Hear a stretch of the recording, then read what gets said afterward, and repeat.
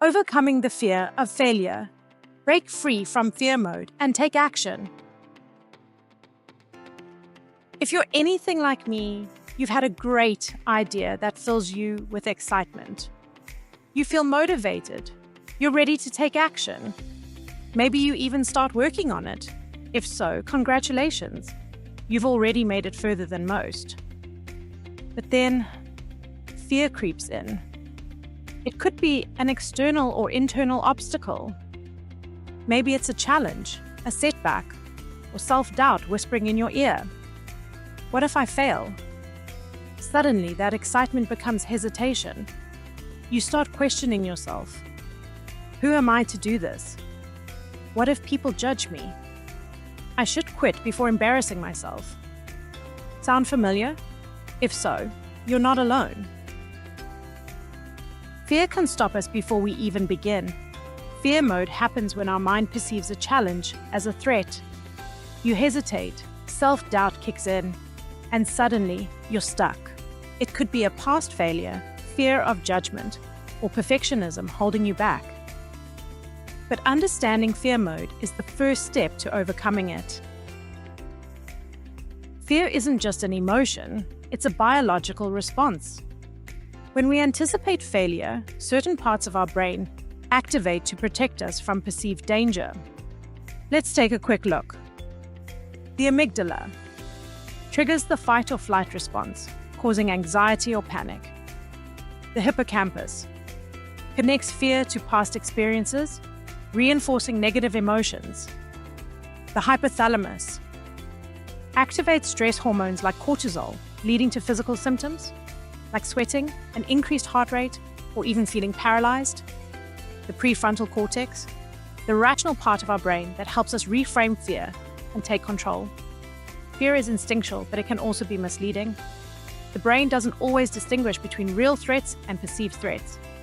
This is why the fear of failure can feel just as intense as physical danger. Your brain treats failure as a real danger, even when it's just a possibility. Your mind anticipates the worst-case scenario, amplifying fear. But here's the truth. Failure is rarely catastrophic. It's just a reaction, not reality. Regaining control. Understanding helps us take back our power. Fear of failure leads to avoidance, procrastination, and self-doubt. When we fear failure, we delay action, making success feel further out of reach. 1. Avoidance. You put things off to stay comfortable.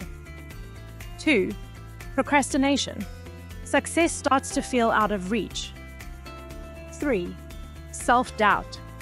The more we hesitate, the stronger fear becomes. But there's good news. We can break this cycle.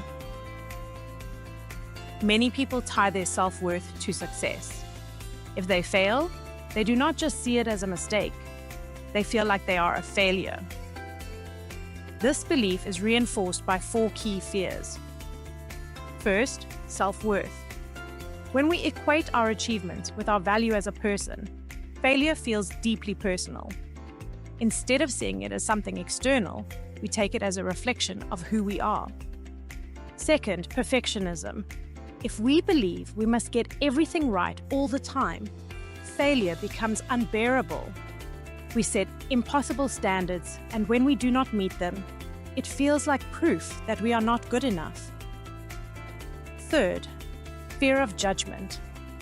We worry about how others will see us if we fail. What if they think we are incompetent? What if they criticize us? The fear of being judged can stop us from even trying. And finally, fear of disappointment. We do not want to let others down. Whether it is family, friends, or colleagues, we carry the weight of their expectations. The thought of failing them can make us hesitate, hold back, or abandon our goals altogether. Recognizing these patterns is the first step to breaking free from them. Failure does not define you. It is simply an experience, a step in the journey, not the final destination. Fear of failure does not just hold us back in the moment. It creates a loop that can keep us stuck indefinitely. First, there is fear. The fear of failing, of making mistakes, or of being judged. This fear stops us from taking action. Then comes avoidance. To protect ourselves, we delay, procrastinate, or steer clear of anything that feels uncertain or risky. We tell ourselves we will try later, when we feel more ready. But avoidance leads to a lack of progress. When we do not take action, we do not move forward. We miss opportunities. Our skills and confidence do not grow. Instead, we feel more stuck than before. And here is where the cycle repeats. The longer we stay in avoidance, the more fear grows.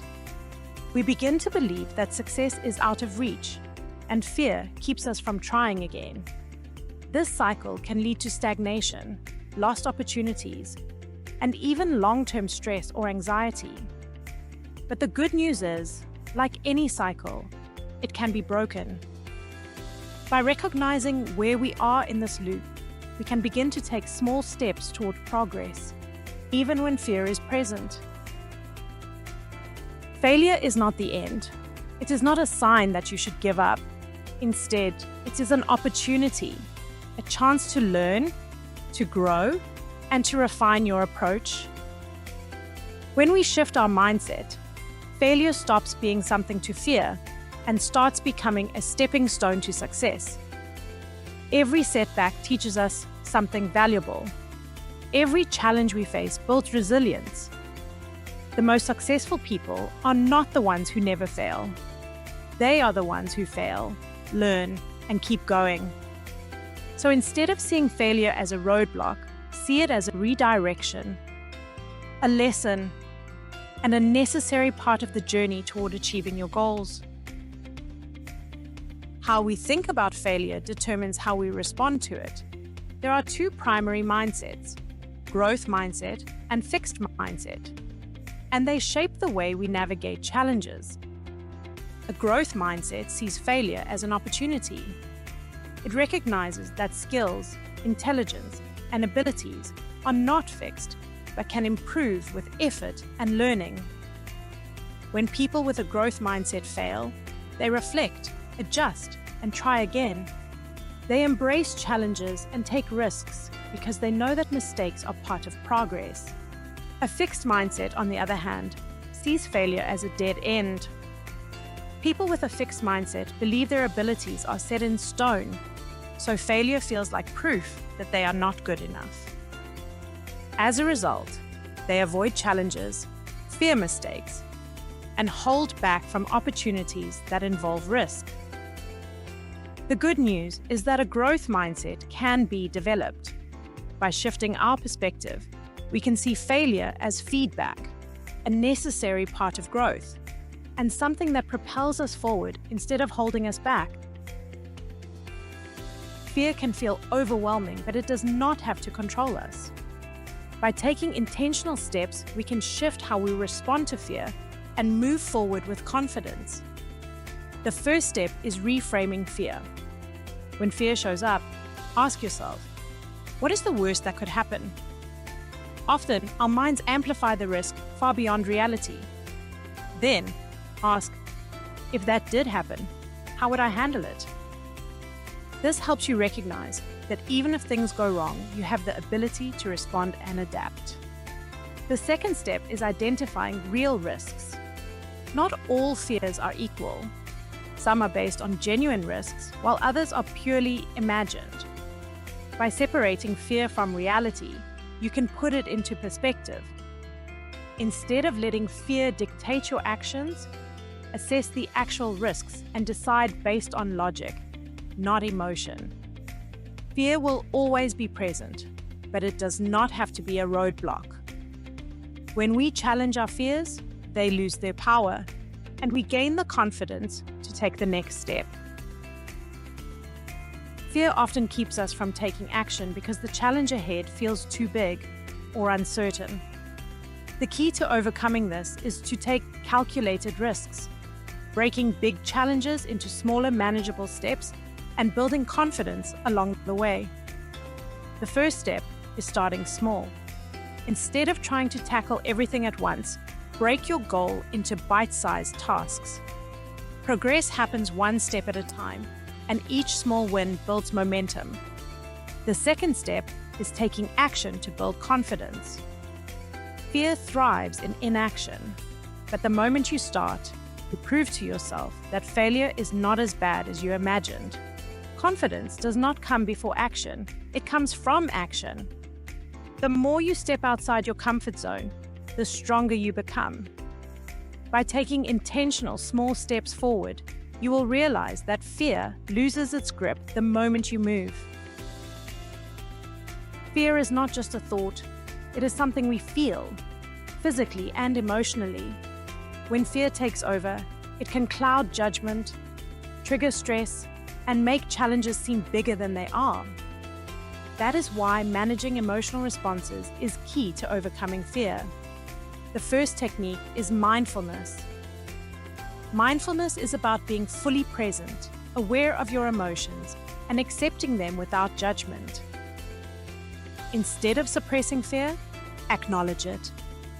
When you recognize fear for what it is, just an emotion, you take away its power.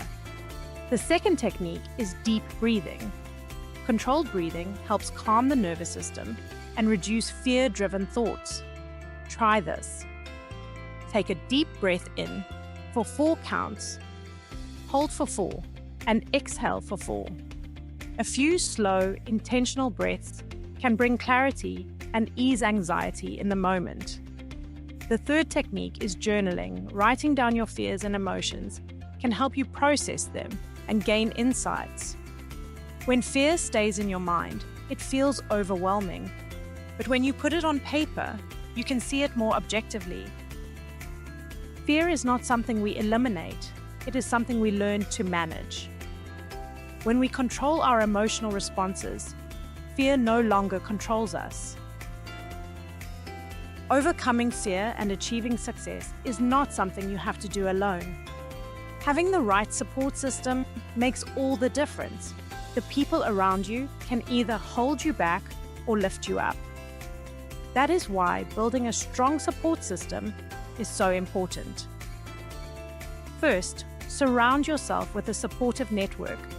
People who encourage growth, believe in your potential, and challenge you to keep moving forward.